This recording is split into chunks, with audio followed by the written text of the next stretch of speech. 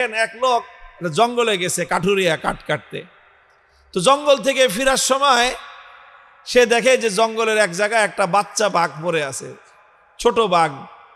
বাঘিনী হয়তো কোথাও গেছে শিকার টিকার করতে, ওই বাঘের বাচ্চাটা বাঘিনী থেকে তার মায়ের থেকে আলাদা হয়ে গেছে।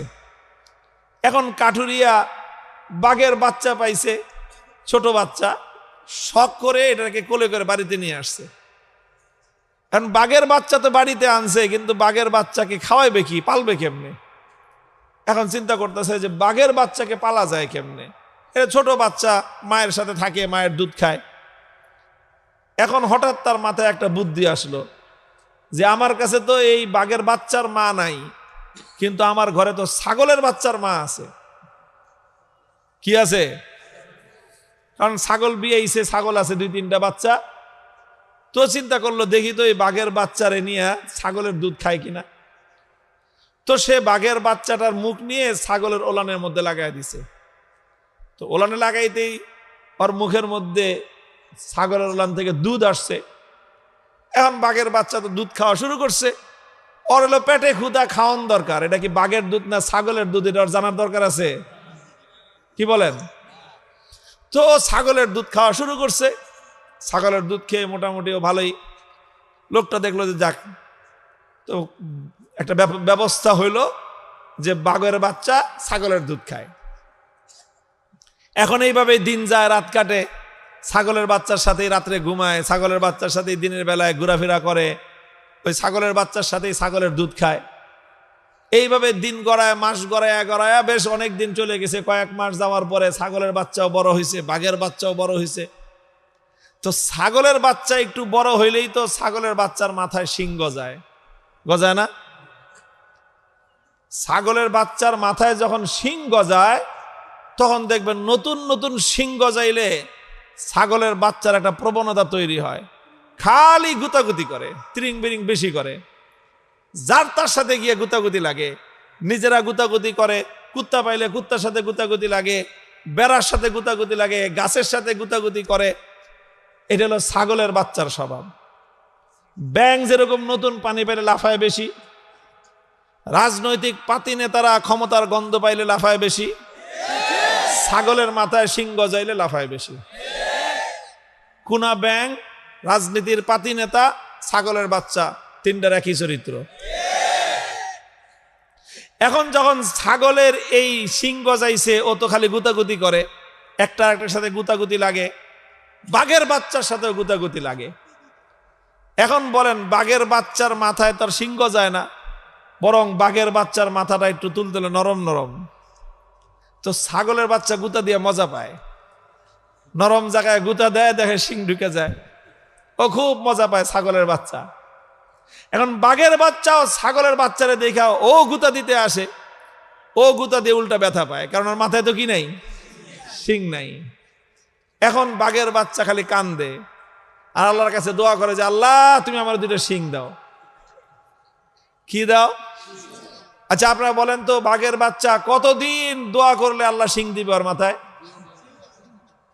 ভাই, বাঘের বাচ্চা যদি কিয়ামত পর্যন্ত দোয়া করে, আর আমাকে বড় বড় হুজুরদেরকে দিয়ে যদি খতম পড়ায়, মিলাদ শরীফ পড়ায়, দোয়া করায় যে হুজুর দোয়া করে দেন আমি বাঘের বাচ্চা, আমার মাথায় তো শিং নাই, আল্লাহ যেন 2টা শিং দেয়, আল্লাহ দিবে শিং?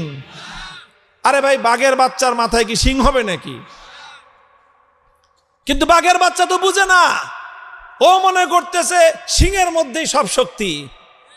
ছাগলের মাথায় যেহেতু শিং আছে, এই জন্য ছাগল শক্তিশালী, আমার মাথায় যেহেতু শিং নাই, এই জন্য আমি দুর্বল, এটাও ভাবে। এইভাবেই ওর দিন কাটে খুব দুঃখে, যে মাথায় কি নাই, শিং নাই। তোর ছাগলের বাচ্চারা খুব মজায় ওরে নিয়ে, ওরে নিয়ে খেলে। ওরে পাইছে একটা বোকা, যেরকম নাদুস নুদুস বড় সড় শরীর, মাথায় নাই শিং, মারে গুতার কান্দেও। একদিন মাঠের মধ্যে এরকম ছাগল চড়তেছে, সব ছাগলের পাল মিলে এই বাঘের বাচ্চাটারে নিয়ে তামাশা করতেছে। একজনে মাথার মধ্যে গুতা মারে, ও কান্দে।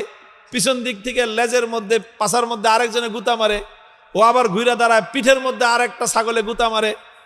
এই সব করতেছে, সব ছাগলের বাচ্চারা নাচতেছে, আর বাঘের বাচ্চাটা কাঁদতেছে। দূর থেকে একটা বড় বাঘ এই দৃশ্যটা দেখছে। এই দৃশ্য দেখে তো বাঘ থক হয়ে গেছে। এই যেটা পড়লো কোন কলিকাল, ছাগলে চাটে বাঘের গাল। হ্যাঁ, এমন দিন আসলো যে ছাগলের বাচ্চার গুতা খেয়ে বাঘে কানতেছে। কন এটা দেখে সহ্য হয় বাঘের?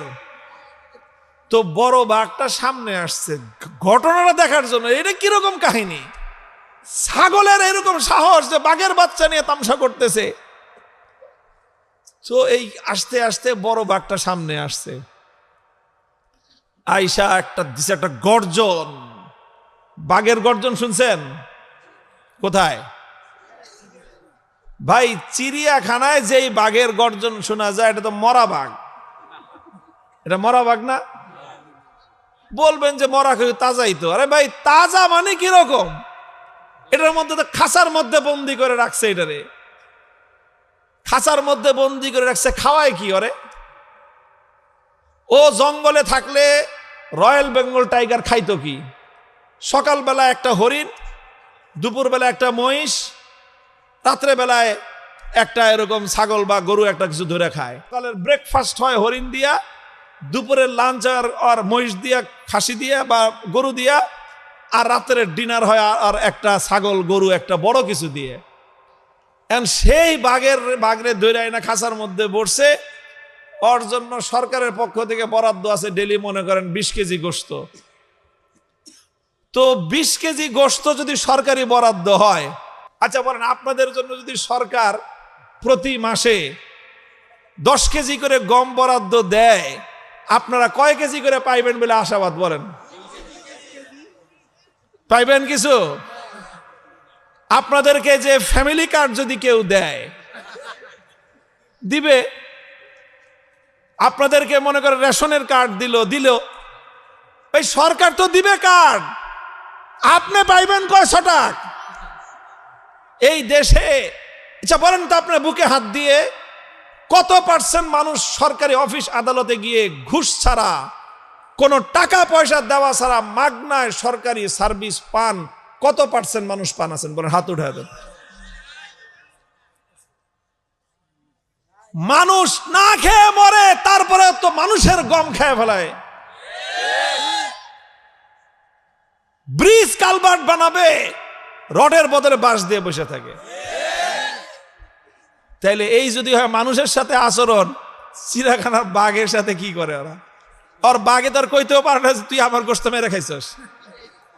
ওই 20 কেজি গোশতে 10 কেজি আগেই যায় গিয়ে চিড়িয়াখানার বাইরেই, ভিতরে যা পাঠায় ওখান থেকে স্টাফ মিস্টাফ যা আছে ওরা গরুর মাংস কিছু আপনার বুনা করে খায়, আর ছাল পাকলা কিছু দেয় বাঘেরে খায়, ওই আর কি।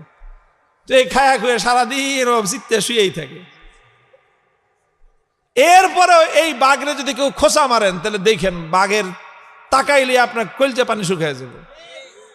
এরপরে মাঝে মাঝে ও একটু নিঃশ্বাস ছাড়ে, গর্জন দিবে কি? এই মরা বাঘ, আটকানো বাঘের বুকের থেকে গর্জন আর হুঙ্কার বের হয়। এরপরে সামান্য একটা আওয়াজ যখন করে, গোটা চিড়িয়াখানা থরথর করে কেঁপে উঠে, সমস্ত পোলাপান দৌড় দেয় যে বাঘ গর্জন দিতেছে দেখার জন্য। এই যদি হয় মরা বাঘের গর্জন, তো জঙ্গলের আসল বাঘের গর্জনটা কেমন হয়? একেবারে জমিন থেকে আসমান পর্যন্ত থরথর করে কাঁপতে শুরু করে, পাহাড় পর্যন্ত কেঁপে উঠে বাঘের গর্জনে। তো বাঘটা যখন এরকম গর্জন দিছে, ছাগলের কি অবস্থা করেন?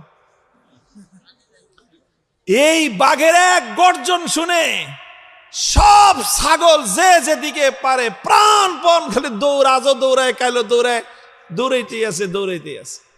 সমস্ত ছাগল বাঘের গর্জনে হুঙ্কারে ময়দান খালি করে সব পলাইছে। ছাগলেও দৌড়ায়, ছাগলের বাচ্চাও দৌড়ায়, সাথে সাথে বাঘের বাচ্চাও দৌড়ায়। বড় বাঘটা পিছন থেকে দৌড়ায় আসছে। আজকে কিন্তু ও কোনো ছাগল শিকার করতে আসে নাই, আজকে আসছে ও বাঘের বাচ্চাটার কাহিনী বুঝার জন্য, যে ঘটনাটা কি, বাঘের বাচ্চারে নিয়ে ছাগলে খেলে কেন। ও পিছন থেকে খাবা মেয়েরা বাঘের বাচ্চাটারে ধরছে, দেখে যার বুক কাঁপতেছে। কিরে তুই দৌড়াস কেন? বাঘের বাচ্চারে জিজ্ঞাসা করে বড় বাঘ, তুই দৌড়াস কেন? কয় এই যে ছাগলে দৌড়াই, যেন আমিও দৌড়াই। মানে হলো ছাগলের সাথে থাকতে থাকতে ওর চরিত্রটা হয়েছে কার মতো? এই সঙ্গ দোষে রঙ্গ ধরে। সঙ্গ দোষে তুমি ছাগলের সাথে থাকলা, তুমি বাঘের বাচ্চা হইলে কি হবে? তোমার চরিত্র হবে ছাগলের মতো। কুত্তার বাচ্চার সাথে থাকলে ছাগলের বাচ্চা হইলে কি হবে? ওটা হবে কুত্তার বাচ্চার চরিত্র। বাঘের বাচ্চা কুত্তার বাচ্চা থাকলে, সাথে থাকলে ওটার চরিত্র হয় কুত্তার বাচ্চার মতো। বাঘের বাচ্চা ছাগলের সাথে থাকতে থাকতে ওর চরিত্র, স্বভাব সব কিছু হয়ে গেছে ছাগলের মতো। ও এখন চিৎকার আর হুঙ্কার শুনে থরথর করে কাঁপতেছে। বাঘের বাচ্চা কয় যে তুই কাঁপস কেন, তুই দৌড়াস কেন? কয় ওর যেই আওয়াজ তুমি করছো, এই আওয়াজ শুনে না বুক কাঁপতেছে, আমার তো শ্বাস বন্ধ হয়ে আসতেছে, এত জোরে আবার আওয়াজ করে। বাঘে বুঝতে পারছে কাহিনীটা কি, যে ওই বাঘের বাচ্চা কোনোদিন বাঘের গর্জনই শুনে নাই। ও ধরে ফেলছে ঘটনাটা কোথায়, কেন এই বাঘের বাচ্চারে নিয়ে ছাগলের তামাশা করতে পারে, কারণটা কি? কারণ একটাই ধরে ফেলছে, ওই বাঘের বাচ্চা নিজে নিজেরে চিনে না। ও যে কি জিনিস ও নিজে জানে না, ও আত্মপরিচয় জানে না। ও দোয়া করতেছে আল্লাহর কাছে যে আল্লাহ আমার মাথায় দুটো শিং দাও। আরে বলদ জানি কথাকার, আরে ছাগলের শক্তি ওর শিংয়ের মধ্যে, বাঘের শক্তি কি ওর শিংয়ের মধ্যে থাকে? বাঘের শক্তি থাকে ওর পাঞ্জার মধ্যে, বাঘের শক্তি থাকে ওর নখের মধ্যে, ওর দাঁতের মধ্যে। বাঘ যদি খাবলা মেরে কাউরে ধরছে, কামড় দিতে হবে না, খালি দুই হাত দিয়ে পাঞ্জা মেরে ধরলে বাঘের পাঞ্জা থেকে মুক্তি পাওয়া, বাঘের পাঞ্জা থেকে ছাড়া পাওয়া কঠিন আছে। এই জন্য বিগত দিনে একজনে কইছিল, বাঘে ধরলে ছাড় পাওয়া যায়, কিন্তু অমুক নেত্রী ধরলে ছাড়ে না। পরে বাংলাদেশের মানুষ নেত্রীরে দেখায় দিছে যে নেত্রী ধরলেও ছাড়া পাওয়া যায়, বাঙালি যেদিন ধরে সেদিন তোমার দুপুরের খানা খাওয়ারও সময় হয় না। কথা বলেন ঠিক কিনা? তো বাঘটা বুঝছে যে এই বাঘের বাচ্চার আসলে সমস্যা কোথায়। ও নিজেরে চিনে না, নিজের আত্মপরিচয় জানে না। ও আল্লাহর কাছে দোয়া করতেছে, আল্লাহ তুমি আমার দুইটা শিং দাও, তাহলে আমি শিং দিয়ে ছাগলেরটাকে গুতাগুতি করুম। বলদ জানে কথা কারো জানে না যে বাঘের শক্তি তো শিংয়ের মধ্যে না, বাঘের শক্তি অন্য কোথাও।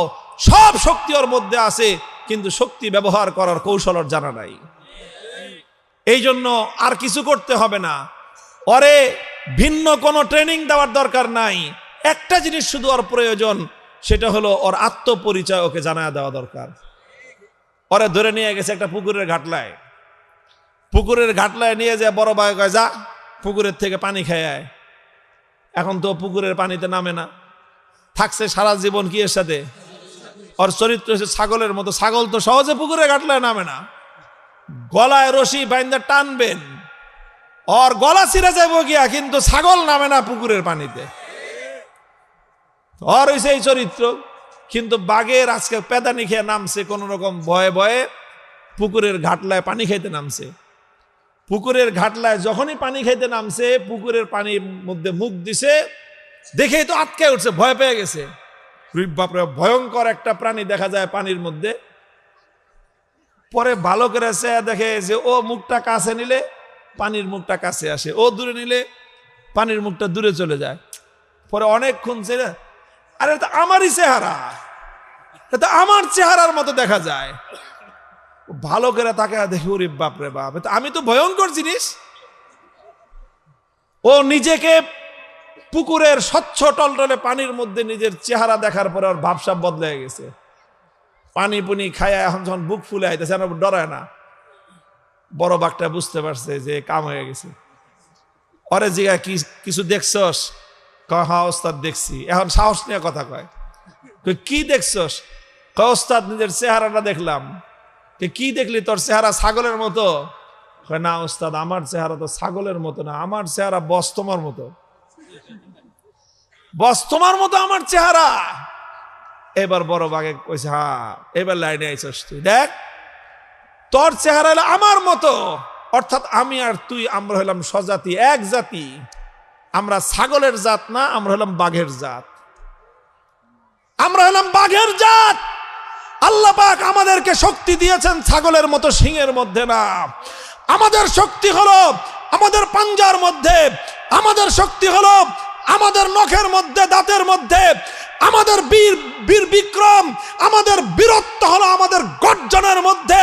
আমরা একটা বাঘ যখন কোথাও দাঁড়িয়ে একটা গর্জন দেই, তাম পৃথিবীর সমস্ত ছাগলের বাচ্চা আমাদের সামনে দাঁড়াবার সাহস পায় না।